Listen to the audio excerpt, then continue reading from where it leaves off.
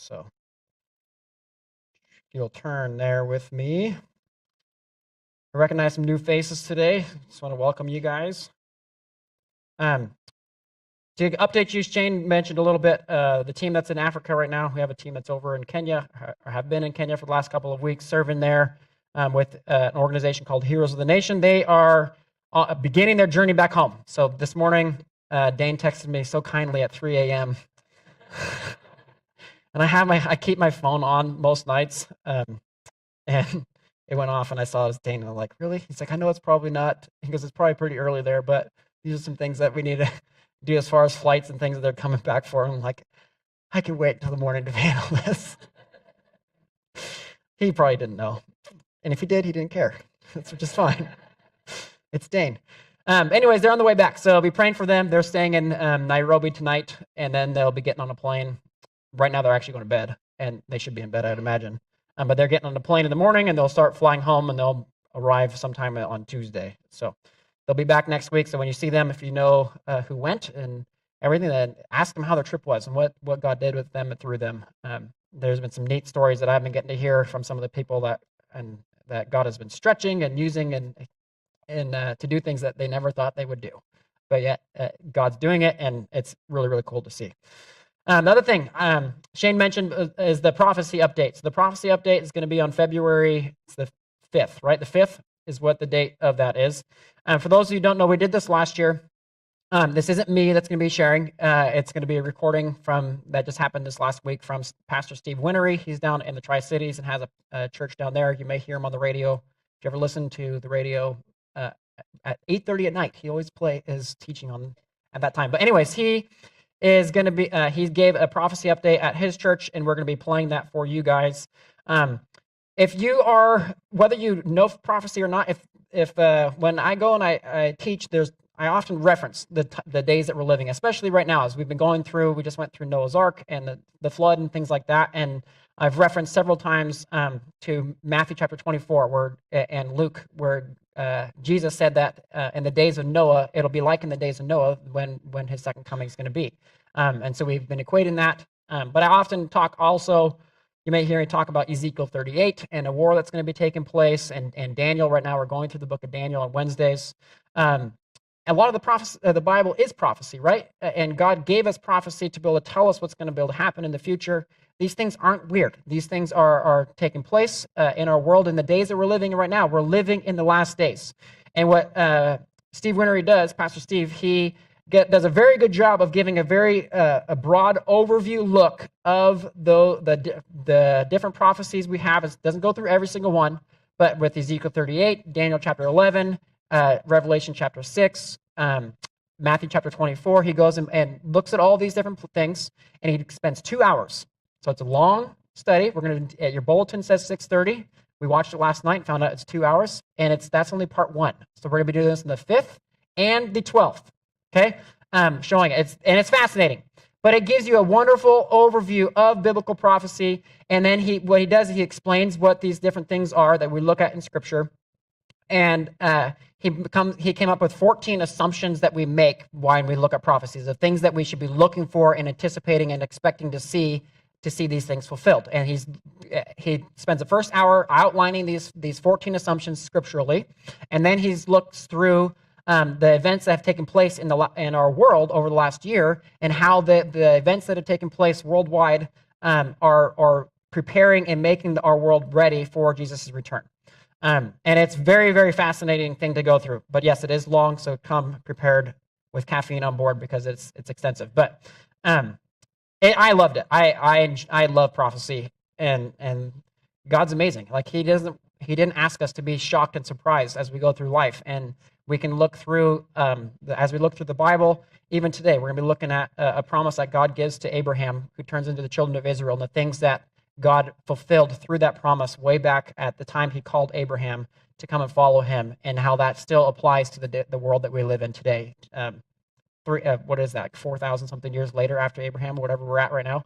It's amazing. Anyways, though, we're in Genesis chapter 10. We went last week. We made it through chapter 10 and into chapter 11.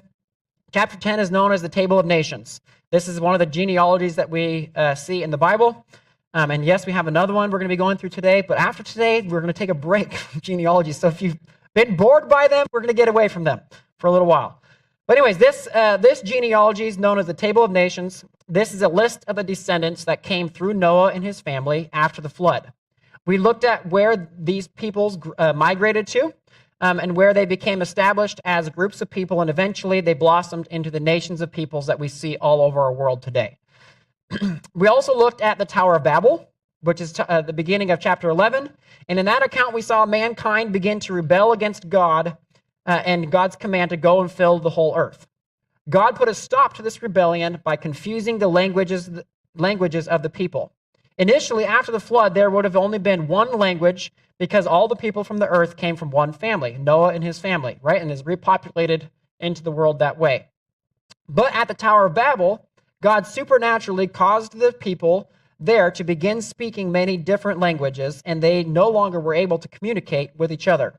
This forced them to spread out and to disperse across the world, the whole earth, which is what God had told them to do in the first place. And we'll go and we'll talk a little bit more about the Tower of Babel when we go through our genealogy here in a minute. One of the reasons that the people at the Tower of Babel had rebelled was because they were making new advancements in civilization. As they made new advancements, they began believing that they didn't need to have a dependency upon God like they once did, as Noah did. But they were believing that they could be independent from God.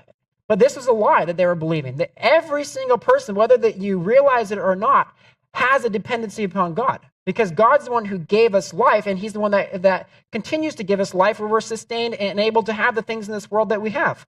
He's the one that inspires us to come up with new inventions and new technologies and new advancements for civilization. It was all because of God that the people at Babel were able to discover the things that they were discovering. But yet they wanted to take credit for it for themselves, and they thought it was because of their own ability and didn't have anything to do with God. And so God needed to put a stop to this rebellion. And so he confused their language and divided them up. The sin of rebellion that we saw happening after the flood is the same sin that was taking place before the flood. This new post-flood world may be improving as far as civilization is concerned. But these advancements don't have any improvement in spirituality for the people. They're still just as corrupt spiritually as they were before the flood. And they're still in desperate need of salvation from their sins. This morning we will see God will now begin a new phase of his plan to redeem mankind from their sinful ways. God will begin preparing the world further for his plan to save man from their sins. The next step in this plan is going to be God calling a man named Abram that he's going to go and send the seed that he promised to Adam and Eve. To Eve, said, your future seed is going to come through Abram's seed, Abraham, through one of his future descendants where sin is going to be forgiven for the world. And when we see God call Abram, he's calling Abram to go and show us the standard for us to live by. The standard isn't a set of rules that God wants us to keep. The standard is submitting and living your life for Jesus, for God.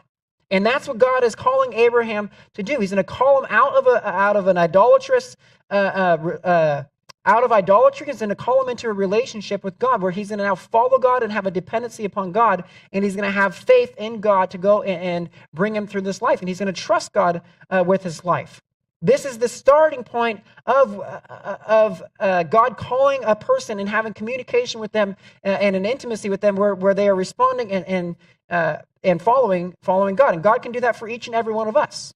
And ultimately what God did through Abraham and his descendants was send Jesus, God's son, who came to this world, who lived in this world as a man, but fully God and as a man, and never once sinned. And then by doing that, he was able to go to the cross and die in our place and take the punishment for sin on our behalf. But that all came through Abram being obedient to God and following God, and we're going to see that it's from his faith in God. The same faith that Abraham had is the same faith that we have in trusting in God, the same faith that saves us as well. We're going to begin our reading this morning in chapter 11, verse 27. I'm not going to make you guys stand with me for all the genealogy, but you can stand with me as we read from 27 through part of chapter 12. So stand with me in honor of God's word, and we'll read Genesis chapter 11, verse 27. And I'm reading out of the New King James, if you are curious as to what version I teach and read out of. It says, this is the genealogy of Terah. Terah begot Abram, Nahor, and Haran. Haran begot Lot. And Haran died before his father Terah in his native land in Ur of the Chaldeans. Then Abram and Nahor took wives. The name of Abram's wife was Sarai, the name of Nahor's wife Milcah, the daughter of Haran, the father of Milcah, and the father of Iscah. But Sarai was barren, and she had no child. And Terah took his son Abram and his grandson Lot, the son of Haran, and his father-in-law and his daughter-in-law Sarai, his son Abram's wife, and they went out with them to Ur of the Chaldeans to go to the land of Canaan. And they came to Haran and dwelt there. So the days of Haran were 205 years, and Terah died in Haran. Now the Lord said to Abram, get out of your country, from your family, and from your father's house, to a land that I will show you. I will make you a great nation. I will bless you and make your name great, and you shall be a blessing. I will bless those who bless you, and I will curse him who curses you. And in you all the families of the earth shall be blessed. So Abram departed as the Lord had spoken to him, and Lot went with him. And Abram was 75 years old when he departed from Haran. Then Abram took Sarai his wife, and Lot his brother's son, and all their possessions that they had gathered. And the people whom they had acquired in Haran, and they departed to go to the land of Canaan. So they came to the land of Canaan. Abram passed through the land to the place of Shechem as far as the terebinth tree of Moreh, and the Canaanites were then in the land. Then the Lord appeared to Abram and said, to your descendants I will give this land. And there he built an altar to the Lord who had appeared to him. And he moved from there to the mountain east of Bethel, and he pitched his tent with Bethel on the west, and Ai on the east. There he built an altar to the Lord and called on the name of the Lord. So Abram journeyed, going on toward the south. Lord, I just thank you for today. I thank you just for your word and how we can go and we can look at a study as we're about to go and look at this genealogy and who Abraham is, Lord. I thank you that you can even speak through these texts where we go and we look at this genealogy and we see that there's going to be a bunch of different names we're going to read, Lord. But with those names, there's something that we can pick up and recognize and see some of the things that you did with our world and how we can explain some of the things that we have in our world, Lord. How we can explain how there's such a diversity of different groups of people across our world and how there's such a diversity of different languages that are in our world, Lord. All of these things are by your design, through you orchestrating it and you guiding it and directing it, Lord. You made these things happen. And we have an explanation in the Bible as to how this took place.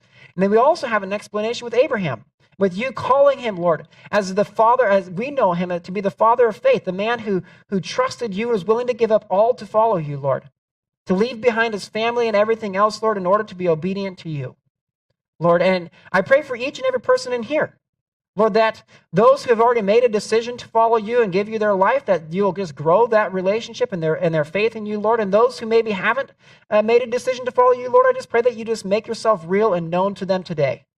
Just speak to their hearts and speak to them in a way that they haven't heard from you before, and help them to respond and listen to the things that you have to share with them this morning, Lord. We just pray that you do all these things, you fill this place with your Holy Spirit, and you speak through the word, your word, as you intended it to be spoken through. In Jesus' name we pray. Amen. You guys can be seated.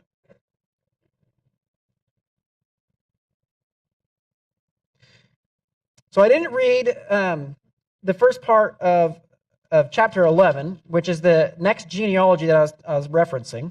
And we'll get into Abraham in a minute. But I wanted to go through this. I'll read it to you guys, and you guys can follow along. We'll begin in verse 10. But I want to read it because there are some things that take place here that we have it will explain some stuff that we have in our world as to how we have, specifically how we have the different peoples in our world. We'll talk about that. I'm sorry, my mic's got something weird going on. It's trying to fall off my ear. But I'll begin reading in Genesis chapter 11, verse 10, and you'll notice there's going to be a change that takes place, specifically with the ages of the peoples that lived after the flood. And I'll explain why we have that. It says, this is the genealogy of Shem. This is Noah's son, one of his sons. Shem was 100 years old and begot Arphaxad 2 years after the flood. After he begot Arphaxad, Shem lived 500 years and begot sons and daughters. Arphaxad lived 35 years and begot Salah. After he begot Salah, Arphaxad lived 403 years and begot sons and daughters. Salah lived 30 years and begot Eber. After he begot Eber, Salah lived 403 years and begot sons and daughters. Eber lived 34 years and begot Peleg. After he begot Peleg, Eber lived 430 years and begot sons and daughters. Peleg lived 30 years and begot Reu. After he begot Reu, Peleg lived 209 years and begot sons and daughters. Reu lived 32 years and begot Serug. After he begot Serug, Reu lived 207 years and begot sons and daughters. Serug lived 30 years and begot Nahor. After he begot Nahor, Serug lived 200 years and begot sons and daughters. Nahor lived 29 years and begot Terah. After he begot Terah, Nahor lived 119 years and begot sons and daughters. Now Terah lived 70 years and begot Abram, Nahor, and Haran. With these verses, we see a significant change taking place with mankind, with every new generation of people that lived after the flood. Noah, we know, we were told previously that he lived to be 950 years old. And that fits right in line with how long the expected age of the people were prior to the flood. That we were told over and over, we went through one of the genealogies with Methuselah living 969 years old. But over and over again, we saw these people live to be an age that's 900 and something years old. This is the life expectancy that took place prior to the flood. And I've talked about this in the past several different times. We have one explanation for this that we talked about, and that was that before the flood, there is what's known as the firmament that's around the world. When God made the world, we're told that he placed a firmament, and what that is it was a water blanket that was around the whole earth at that time, we believe. And what this would have done is it would have made the whole world like a greenhouse, and it would have protected the earth from the harmful rays of the sun, and made it so that people could go and have the ideal place to be able to live. You didn't have the hardships that come with different seasons like we have in the world, and we don't have. They didn't have the radiation from the sun that we have. We know that if you stand out in the sun, you get sunburned. That's really bad and cause cancer later on in your life and things like that. Those things weren't as big of a problem because of this firmament. But with the flood, we saw that firmament was broken down. God broke that down, and he used that as one of the ways to go and flood the earth. And that was never restored again after the flood. Now now that it has been removed, the people on earth now no longer have this protection from the sun like they used to. And it's affected their lifespans. Shem, we see, lived to be 600 years old. Now this was still a long time, but he lived 350 years less than what his father had lived, Noah. Noah lived for 950 years old, and Shem now lives for 600 years, 350 years less. And then we go, as we continue to go on from his life and into his descendants, we see that his descendants live to be around 400 to 450 years.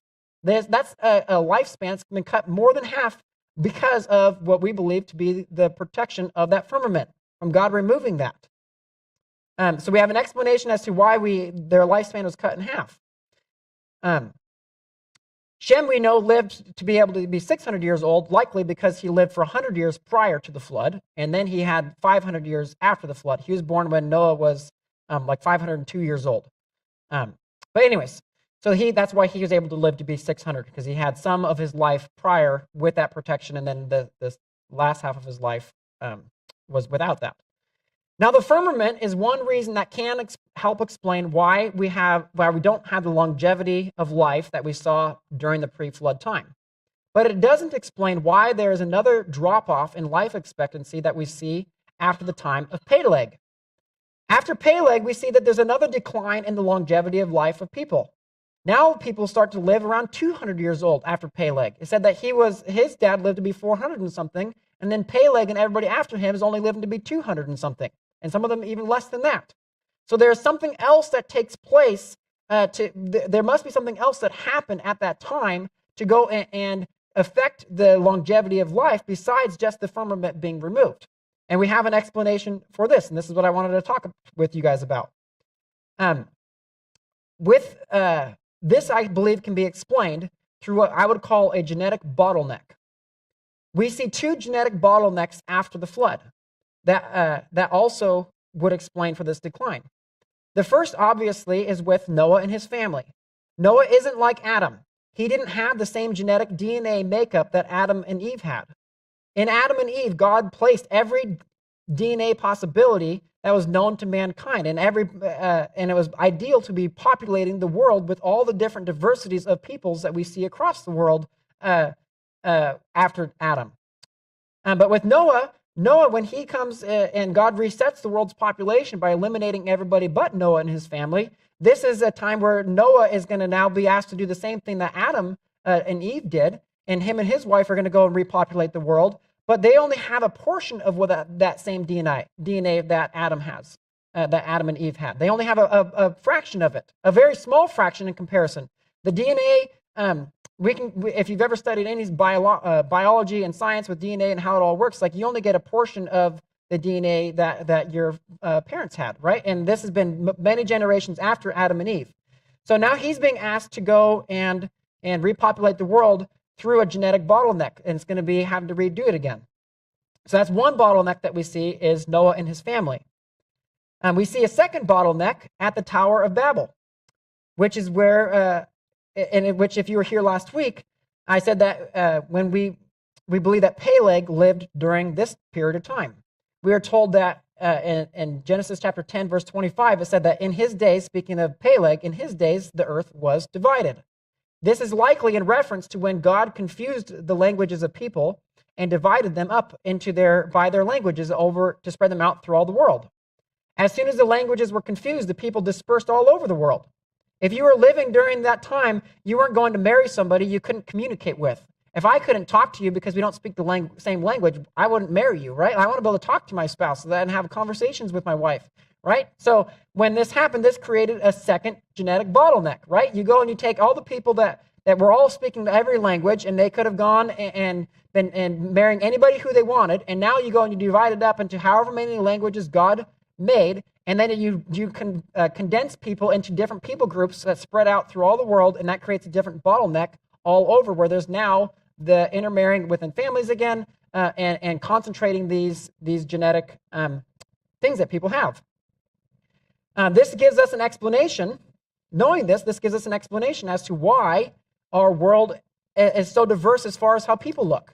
When we go and we can look at somebody, we can very accurately identify where they came from somewhere in the world just by looking at their appearance, as far as maybe their skin color or their hair color, whether they have curly hair or straight hair, the different things that make us up as people, make us different from people. We can identify and trace that back to where people, their ancestors originally lived. When I was in college, I took a class. This can be explained through something called dominant genes versus recessive genes. When I was in college, I took a class on an anatomy and physiology class. I passed it, but I didn't graduate with a degree from college. I took this class. I had taken 2 previous anatomy and physiology classes because I wanted to be a paramedic someday. It was my goal, and that was required for that, which is the study of the body and how it works. But I loved my instructor so much that I needed to fill up a quarter with credits, and I found out that he was teaching a 3rd anatomy and physiology class. And so I signed up for it because of who the instructor was. He was such a great teacher. But it was on genetic differences, and it was on how we have all the genetic differences in our world, and it also went through disabilities that people can be born with and why we have different disabilities. And it was a fascinating class that I got to take. But when I went through that, and you may have learned this in a biology class in high school or whatever, but one of the things we talked about was dominant and recessive genes. So you can have dominant genes and you can have recessive genes that people will have. So to explain this, let me give you an example of one of these things that we studied. The red hair gene, so some people carry a gene within them that makes it so that their children could have red hair. A red hair gene is one that is a recessive gene. So the way that a recessive gene works is if I have a red hair gene that I carry, but my wife doesn't, that means that my kid can't have that. It can still carry that gene, but it's not going to present with them having red hair. You have to have it from both people together. So if I have a red hair trait, which I could, because my family, there's red hair runs in my family. Every once in a while, it'll pop up with. I have a nephew who's got bright red hair. So obviously, my brother carries that gene. He has a red beard too if he grows it out. I don't have a red beard. I can't grow a beard at all. Let me just be honest. It's very evident right now because you shave real bad. Anyways, but if you have a red hair gene and you marry somebody else who has that recessive red hair gene, when they get married, their children have the possibility of having a red hair. If you have a dominant gene is one that I don't have to marry somebody with that same gene. It's going to show up regardless of if I married somebody that has that gene or not. It can show up. So pigmentation of skin, this is one of those things that's can be a dominant gene. Curly hair versus straight hair, that can be a dominant, one of the dominant genes. You don't have to have that matched. Unfortunately, I don't care. I don't mind being bald, but balding is one of the gene traits that you can go and pass on. But it comes to the mom. So my kids don't get to blame me for being bald because it's going to come from Angel, which her father is also very bald. So they're definitely going to be losing their hair someday. But this explains genetic. God made us this way to be able to pass these things on. But God used what we see with the different nations of people throughout the world. God used the separation of language to concentrate people, and then the certain genetic traits that they had dominant and recessive that they had within them became more and more prevalent and passed down from generation to generation that divided people up into the different ethnicities that they carry, that we see with different people groups around the world. And it's a fascinating thing, and the Bible has an explanation for it that we can go and identify that with. If we look at evolution, we can go and say that it just happened through random chance and everything, but no, like God had this design specifically for a reason to be able to divide this up and make these things become prevalent in certain people groups. It's a fascinating thing. Because of these genetic bottlenecks, there are some things that people benefited from having certain traits. So, for example, when God sent the people of Cush, which are the people that grew up in Ethiopia, they likely had the dark pigmentation genetic code, which is a benefit to them living in an African climate where it's going to be hot and sunny. If I went and lived in Africa, I'm going to be constantly sunburned and peeling the whole entire time because I don't have the protection from the sun the way that somebody who has darker skin does. Like God specifically designed that on purpose because he knew, hey, this people group's going to live in this hot, dry climate, and they need to have this protection from the sun. It's a natural protection for them. God did that. So there are benefits to this, but there also is a negative effect of this, and this is where people, we see, stop living to be as old as they once were because of this genetic bottleneck. And I think this is an explanation as to why we see that. Now I want to look at Abraham, or Abram as he's called here, and I'll call him Abraham because he's eventually going to get his name changed to that. But I want to look at him and his family because he will be the one that the rest of this book will follow. From this point on, Genesis will follow Abram's life and the life of his descendants. And really the rest of the Bible will follow his life and the life of his descendants because he will turn into his descendants turn into the people of Israel. And that's what the rest of the Bible talks about is the people of Israel. And ultimately it comes to Jesus and him being born. But in verse 27 through 32, I'm not going to read it again. But in those verses, we are introduced to Abraham and we're introduced to some of his family members and who he is. When we first are introduced to him, we are told that his father's name was Terah and that he has two brothers named Nahor and Haran. We learn that the one brother, Haran, died earlier in life for some unknown reason. We aren't told why. But we will find out that he has a son who's named Lot, who is mentioned here. Lot will attach himself to Abram, and Abram will become a father figure to Lot because Lot's father had died. We also learn in these verses that Abram didn't have any of his own children. We are told that his wife's name is Sarai and that she was barren. This would have been a very difficult thing for Abram because his name literally means father, and yet he doesn't have any kids. His name means father, but he doesn't have children, which means that he likely had a desire to be a father, and we're going to see that he does have a desire to be a father, but God didn't give him children by design. There is a reason God doesn't have him have children at this point, because God's going to use this to grow Abraham's faith in God. And we'll be looking at that over the next several weeks as we follow Abraham in his life. But knowing that Abraham doesn't have any of his own children, and knowing that his nephew Lot doesn't have a father, we have an explanation as to why Lot is with Abraham and follows him and is a part of Abraham, because they're kind of like a father-son relationship more than a uncle-nephew relationship. Because Abraham would have been this a lot in a lot of ways. Later on in chapter 20, we find out that Sarai is not only is Abram's wife, but she is also his half-sister. In Genesis chapter 20, verse 12, we read, and this is Abraham speaking, he says, "But indeed, she is truly my sister. She is the daughter of my father, but not the daughter of my mother, and she became my wife." Now, this was not an uncommon thing during this time, and it was not forbidden by God to marry someone within your family. It wasn't forbidden by God until after God gave the law to Moses. Remember, this is closer to creation, and the genetic makeup was a lot purer then. And because of this, they didn't have the negative side effects that we can see today when we have two people from the same family getting married and having children.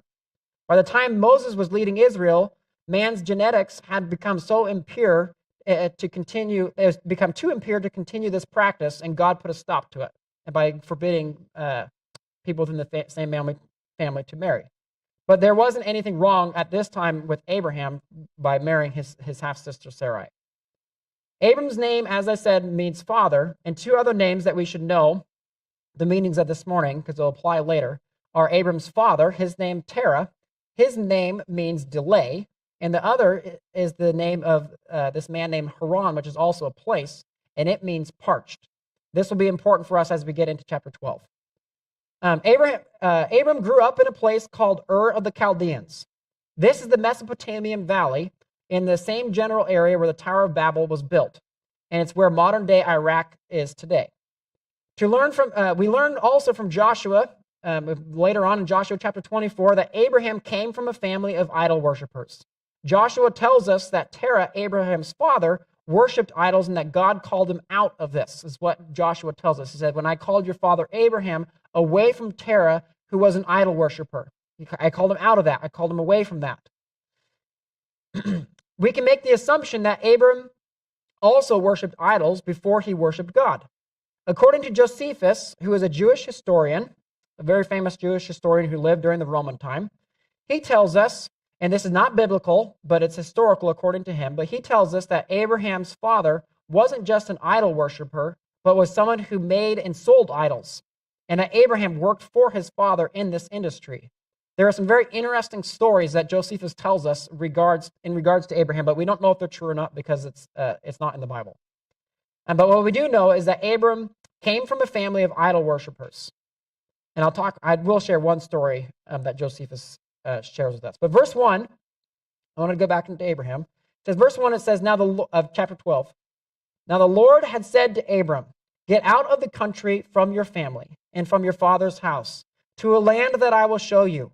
I will make you a great nation. I will bless you and make your name great, and you shall be a blessing. I will bless those who bless you, and I will curse him who curses you.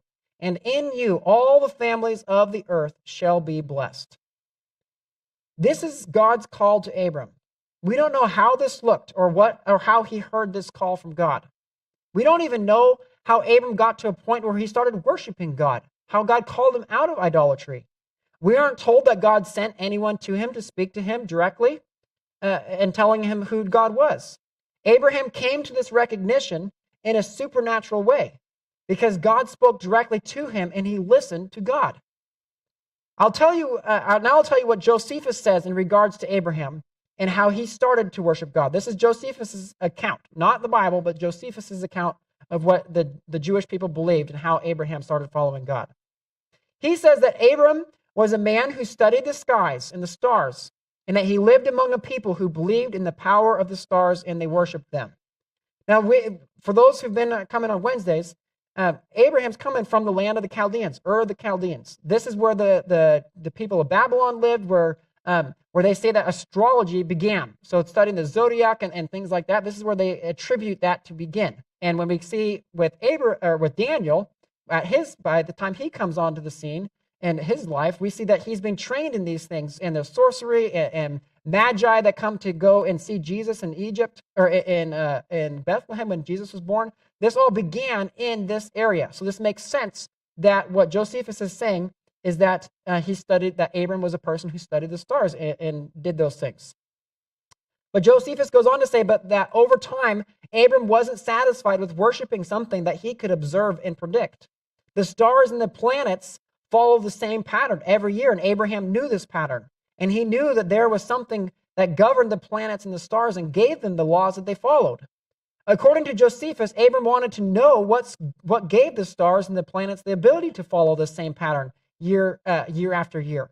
He wanted to worship the one who created those things, and it was while he was seeking the Creator, the one who set these laws in motion, that while he was seeking him out, that it says, Josephus tells us that's when God spoke to him, and he heard God speak to him. Now, as I said, I don't know if this is true or not, but it sounds very plausible, and it lines up with what we know about God. We are told in Jeremiah chapter 29, verse 13, this applies to anyone who wants to do this. But Jeremiah says, and you will seek me and find me when you search for me with all of your heart. Something caused Abram to seek God. And when he did, he recognized God when God spoke to him and called him out and away from the land that he grew up in and into a new land. Abram didn't have someone come and share the gospel with him. He was able to hear God speak without anyone being the messenger. God still can do this even today. And I'm going to give you an example of this. This week I learned a friend of mine recently gave his life to the Lord over this last year. I shared this story on Wednesday with those who were here. But he didn't have anyone come in and evangelize to him, and who told him about Jesus. He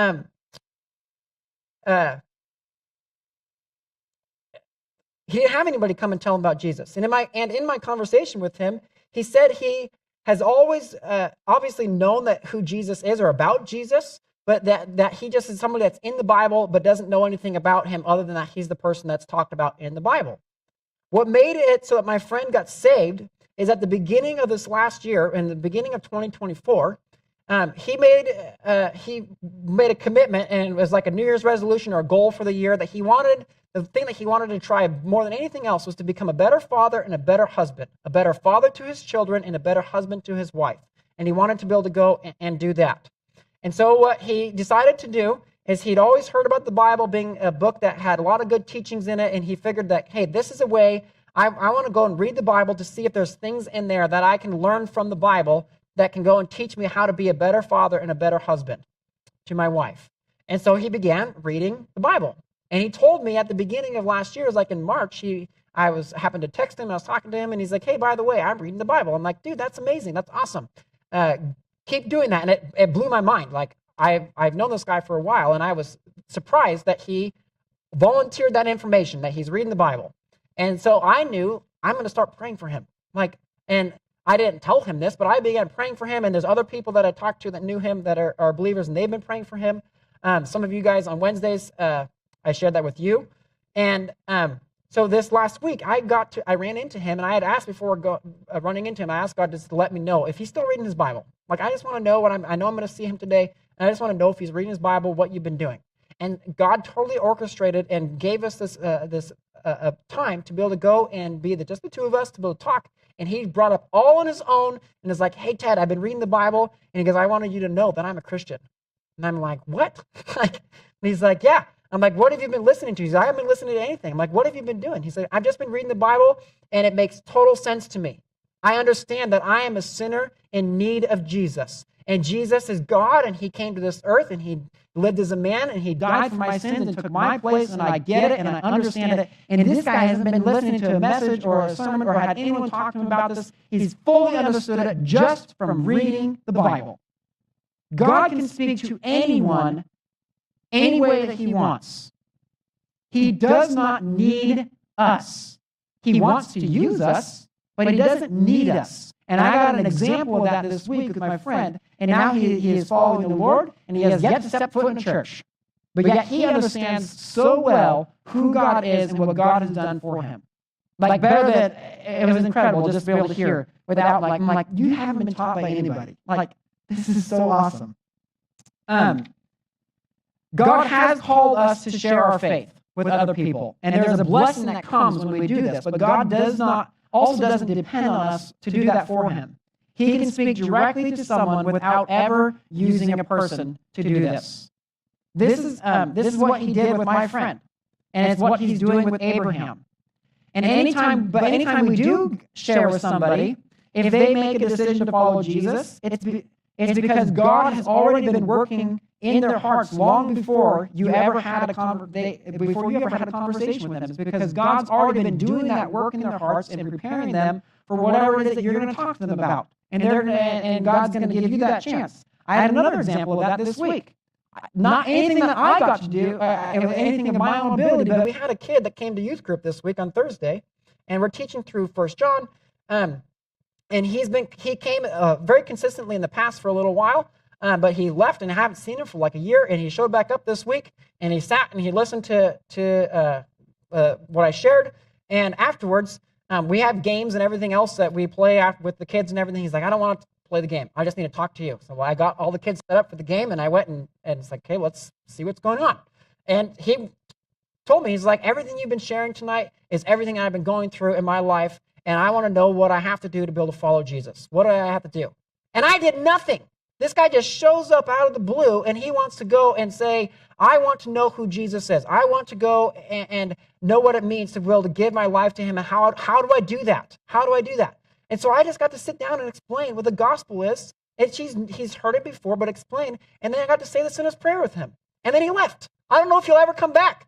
But it's an amazing thing. God does not need us. The only reason that happened is because God's been working in that kid's life for months leading up to that, and got him to come to church and come to youth group, where he heard a message that spoke to him in a way that night. It had nothing to do with me, but it spoke to him. And then I got the chance to go and lead him to the Lord.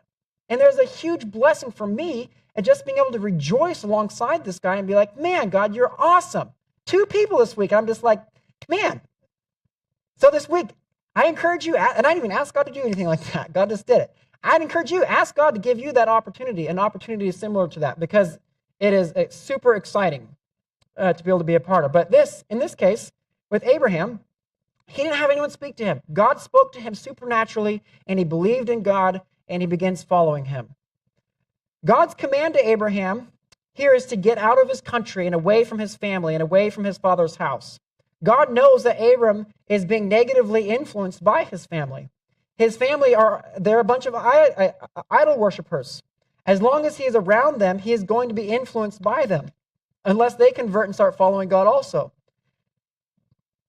When Abram was called by God, his family wasn't following God. And that's why God tells him to get away from them completely.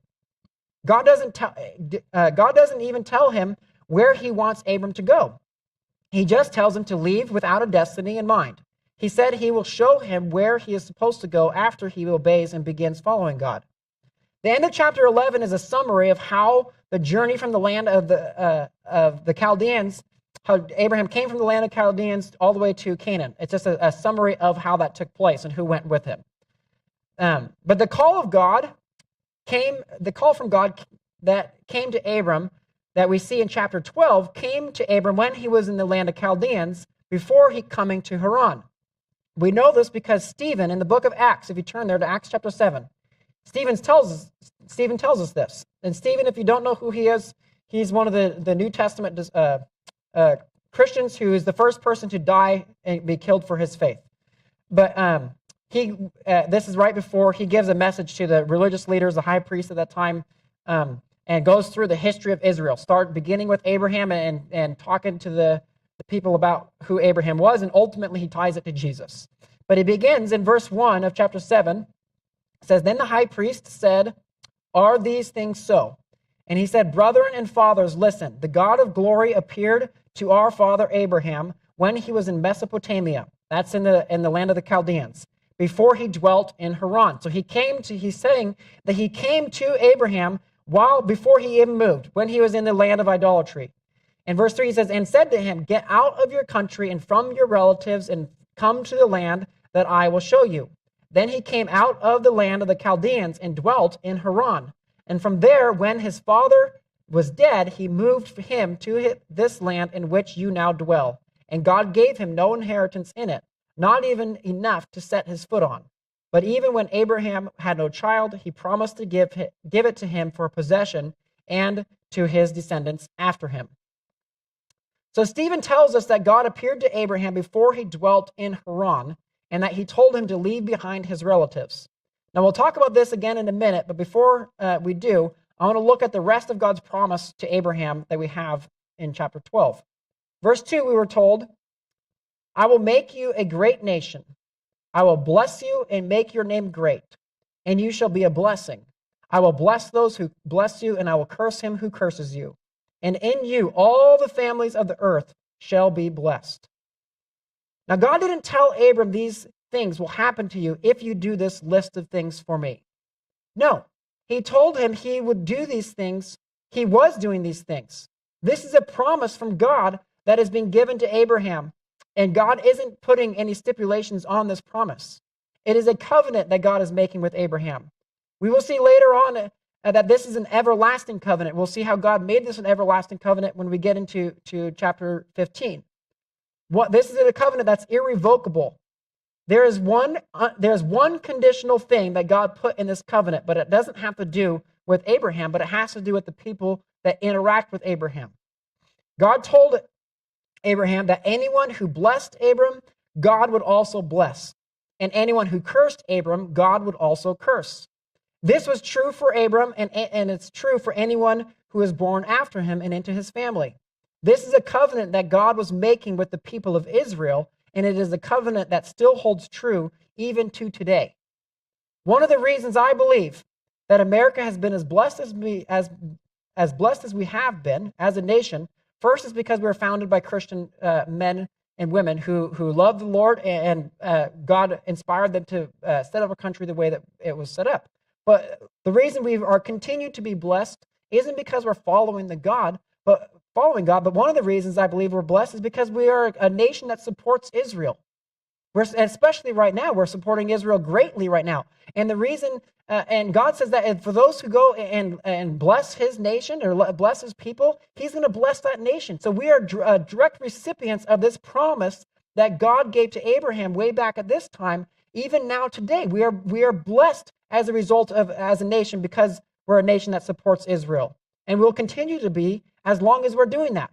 The moment that America stops blessing Israel or supporting Israel is the day that it will be right after that we're going to go and be destroyed as a nation, more than likely. The last thing that we see in this promise to Abram is God said that in you all the families of the earth shall be blessed. Now this is also true today. The entire world has been blessed by the people of Israel. Let me give you a list of things that you are likely benefiting from today that are only a part of our world because of the Jewish people. The technology that allows us to make stainless steel. So anything that's made from stainless steel. This was discovered by a man named Hans Goldschmidt. He was a Jewish man who lived in Germany at right before the 1900s, right before the 20th century. But he invented the technology that made it so that we can have stainless steel. Without stainless steel and our ability to sterilize the surgical instruments that are made from stainless steel, we wouldn't be able to perform the surgeries that we have today. We wouldn't be able to have the surgeries because they wouldn't be able to sterilize the equipment, and we'd be causing infections for people whenever you'd go in for a surgery. That's due to a Jewish man, that technology. A man named Dr. Paul Zoll. Zoll is a name that's very popular in the medical field, but he was a Jewish surgeon, and he discovered during World War II how the heart could be encouraged to beat more effectively if it was given a slight stimulation through an electrical shock at a certain rhythm. This led to the invention of a heart pacemaker, and this also led to the invention of a heart defibrillator. I am a direct beneficiary of this invention, of this technology, of this discovery, because 10 years ago, I had a heart arrhythmia that I had to go to the hospital with and be what's called cardioverted. And it's because of this invention that put my heart back into regular rhythm. And then until I could go and have surgery and corrected the way what was causing my heart to go into that arrhythmia. Well, I'm a direct benefit of this guy, Dr. Zoll, because of his invention. Two Jewish men named Larry Page and Sergey Brin. These names might be familiar to you, but they're the ones that founded the search engine Google. So they're the founders of Google. So if you've ever Googled anything, they're the ones that came up with the algorithm to make it so that we can search for things on the internet. Fascinating. The ballpoint pen was invented by a Jewish journalist in the 1800s. Drip irrigation was invented by a father and son in Israel to help maximize the effectiveness of the water that they have available in Israel. That technology has now been adopted, and it's used on farms all across the world. So if you guys eat vegetables, guess what? Or anything that's gross, you're a beneficiary because from your food, from the irrigation that makes it so that we can have the farms that we have. The other thing that I shared this in first service, one of the things that Israel has done, and the rest of the world hasn't started adopting it yet, but parts of our country could greatly benefit from this, but is it's called desalination of water, of salt water. So what 90% of Israel's water that they use is from the Mediterranean Sea. It was originally salt water, and they desalinate it. They take the salt out of it, and then they make it so they can use it for everyday things, whether they use it for laundry and for the fire hydrants and everything else that you would need to be able to use it for. But that's a technology, is something that they do. And that's a wonderful discovery for them. The polio vaccine that was discovered by a Jewish scientist named Jonas Salk, which has completely eradicated polio from our world for the most part. Let me give you some other inventions that were discovered by people of Jewish descent. The microphone, which I'm using right now, that was invented by someone who is Jewish. Refrigerated rail cars, which led to reefer trucks where we have semis that can go and transport food in refrigeration. That was invented by someone who is Jewish. The microprocessing chip, which is in pretty much anything that operates on a computer. Cellular technology, so the ability to have a cell phone. One of my favorites is pagers and walkie-talkies. One of my favorite right now because they literally just use this. This is old technology for the day we live in now, but Israel knew that, hey, we invented those things, and we started that, and we know how to go and affect those and go and attack our enemies with that. That wasn't by accident. God went and orchestrated that and did that by design. Fascinating. But here's a bunch more. Jeans were invented by someone who is Jewish. Lipstick, TV remotes, color TV, video games, traffic lights, the atomic bomb, the technology that went into the atomic bomb, the thermonuclear bomb, virtual reality. So if you ever use virtual reality, that was invented by somebody in Israel. Fax machines. Other medical inventions, radiation, which is vitally important for treating cancer. Chemotherapy, also important for treating cancer. Kidney dialysis, the hypodermic needle, which is what we use to give shots and medicines to people. These were all invented by someone who is of Jewish descent. One of the last things of note, between 1901 and 2008, 178 Jewish people have been awarded with the Nobel Prize. This accounts for 23% of the Nobel Prizes that were given out during that time frame. 23%. And yet the Jewish population makes up less than 0.25% of the world's population. And yet they're getting 25% of the Nobel Prizes that are being awarded for different inventions and things that the world is a beneficiary of. Are we not blessed to live in a world that has the Jewish race in it? Absolutely.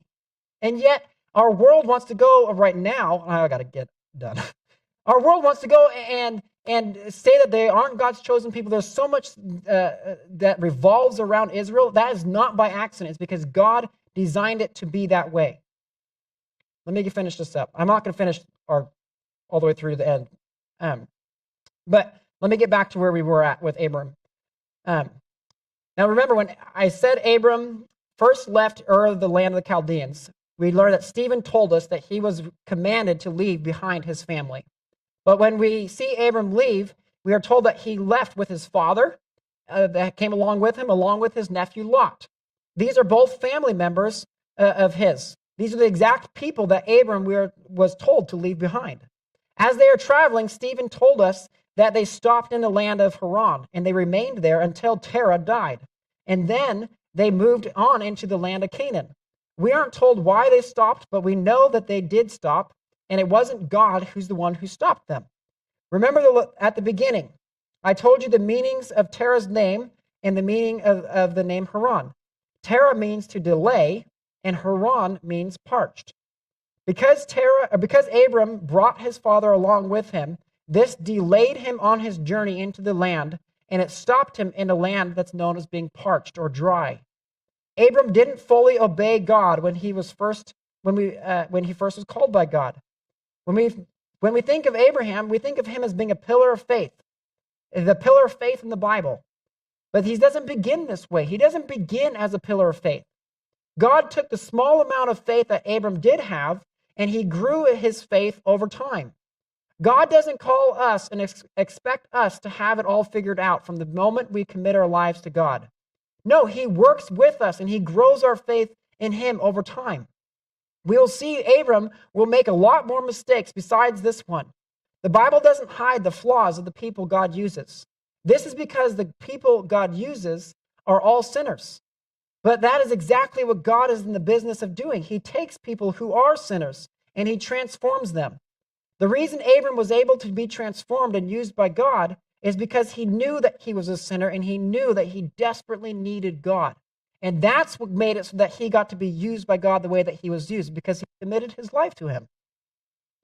Abram didn't follow and obey God perfectly. And we see he was sidetracked at the beginning of his walk with God by taking his father Terah with him. This spiritually stalled him.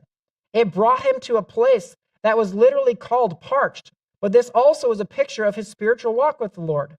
His walk with God at this point was also parched. He wasn't moving forward. He didn't start following God again until after the death of his father. As soon as his dad died, he no longer had that influence in his life that was negatively affecting his relationship with God. And then he began to move on into the land of Canaan. And as soon as he arrived in the land of Canaan, it says that God met him there. And God spoke to him. We'll talk more about that next week. But when God called Abram, he knew the kind of an influence his father had on him. And he knew Abram needed to get out from under that influence in order for him to fully obey God. This is why he called him away from his family. For all of us, there are things in our lives that we know are hindering our walks with God. And God has pointed them out to us. If you know God is speaking to you about something in your life that you know is distracting you or is taking away from your relationship with God, then you have a responsibility to get rid of whatever that thing is. Because as long as that thing is in your life, it is stalling your relationship with Jesus. And you are allowing there to be a spiritual dryness in your life and in your walk with Jesus. If something has come to mind this morning that you know is hindering your walk with God, don't leave here this morning without surrendering it to Jesus. And I'm not saying it's your family. Like, that's the example that we see here is Abraham's family was hindering his walk with the Lord. But it could be anything. Anything in our walk or in our lives that we know is something that we know is hindering and is affecting our walk, and it's having a negative effect. We need to surrender that to him. And right now we're gonna close. I'm not gonna keep going through and keep you guys any longer. But as we go and we close with a time of worship, this is a time for us to go and ask God, as David said in the Psalms, where he said, "Search me, O God, and know my heart. Try me and see if there's any wicked way in me, and lead me into the way of everlasting." For us right now, this is an opportunity for us to go and reflect as we're worshiping the Lord and ask God to search me. Reveal to me if there's anything in my life that is hindering my relationship with you, then expose that to me, Lord. Let me see that so I can turn that over to you. And then when God does that, then we have a responsibility to go and confess that to the Lord and give that to him and ask him to carry that burden for you, or carry whatever that thing is and take it from you so that it doesn't have the power over you that it has right now. So let me close with a word of prayer, and then you guys will go and spend some time worshiping the Lord together. If you need prayer, don't hesitate to come forward. I'll be up here. TG will be up here, and we'd love to pray with you.